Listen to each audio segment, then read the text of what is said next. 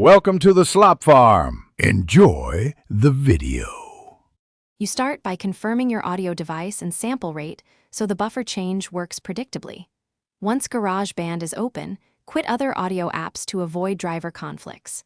Now create or load the project you'll work on.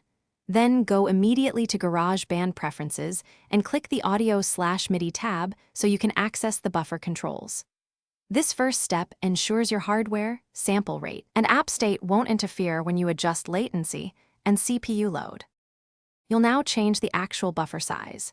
In Audio/MIDI Preferences, find I/O buffer size or buffer length and choose a setting. Lower values like 64/128 samples reduce latency for live recording, while higher values reduce CPU load for mixing. Make adjustments gradually and watch Garageband's CPU meter and any input latency indicators. If you're using an audio interface, change its driver buffer too, because Garageband follows the device setting.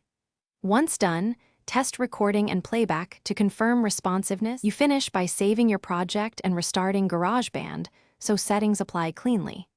If you experience clicks or dropouts, raise the buffer size a step or temporarily disable heavy plugins and software instruments. This balances latency versus stability.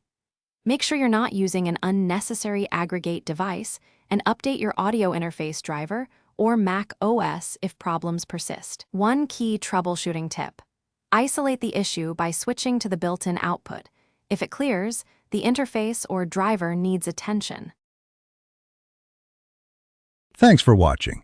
Consider subscribing if we helped you today.